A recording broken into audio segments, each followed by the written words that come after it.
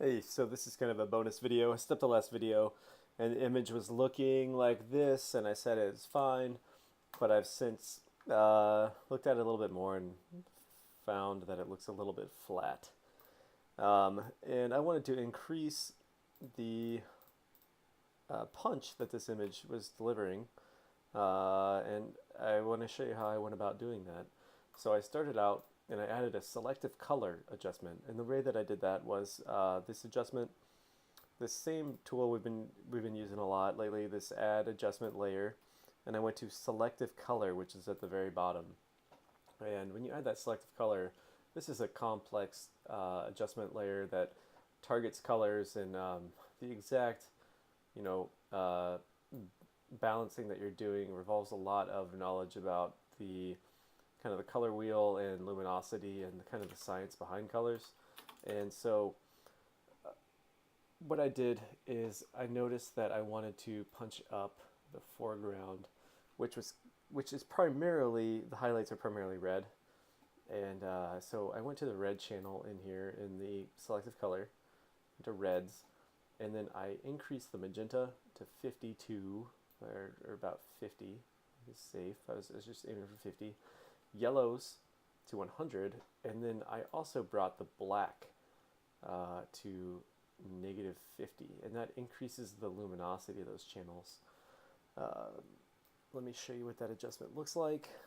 Um, so here's 0 on that. I mean, it gets way too saturated, so you have to counteract the percentages that you're adding in the color channels here with the black, and you got to increase it, which is increasing luminosity.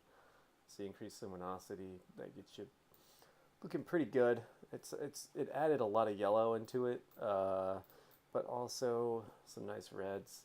And so I went ahead and kind of did that same thing again, but I didn't do it to the same percentages. These are the percentages I added a lot more magenta in this one to bring back that red. And yeah, so these are I just kind of played around with it till I found something I liked. You can also play with like decreasing the cyan to add red. I mean, because the opposite of cyan on the color wheel is red. Um, but I found it didn't really need it. So I'll stick that at 0. And I also added hue saturation adjustment layer with this, same tool. You could go down to hue/saturation. And I did a global saturation bump of 14. And let me show you what that looks like. So just added some saturation, gave it a little bit more punch, but I found the red was a little bit too much, so I decreased it to -7. If I left it at 0, that's what it looks like, but it's just kind of too dominant for me, so I dropped it down. Um, Maybe even -7 isn't enough, or maybe -12 is good. So yeah, all of that, those 3 adjustments, 2 selective colors plus the hue saturation. And then I'm going to merge visible on this and take the merged visible layer and go to filter. And I used a Nik effect. And a Nik is a software suite that you can download right now. And who knows how long it's going to work. It was bought by Google. Google was giving it out for free. And then Google discontinued their development on it, and they sold it to a company, and that company just filed for bankruptcy.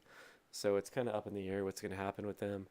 I would strongly suggest just going and downloading it right now and getting it on your system, because there's some great adjustments that you can do in there. So I opened up Nik Collection, and I went to Nik Effects Pro 4. And in Nik Color Effects, let me size it so you guys can see what's going on. I went to the adjustment and all, and it's called Pro Contrast. And I'm a big fan of this Pro Contrast. Um, I like it for color correction a lot of the time. Sometimes it doesn't do the best job here. It looks like it's pretty solid. Let me turn it off and then back on. I think it adds a little bit too much yellow, but there are some scenes where it just really helps even things out. But what I did in this one is I increased the dynamic contrast, and I increased it to punch up the foreground as well as the Milky Way. And I'm going to set it at about 29%, and I think it does a good job of just really punching up those tones throughout the image, making it stand out a little bit more than it was before. So I might go back to like 30. And correct contrast is also fun to play with. Sometimes it does a good job. Sometimes it goes too far in the highlights.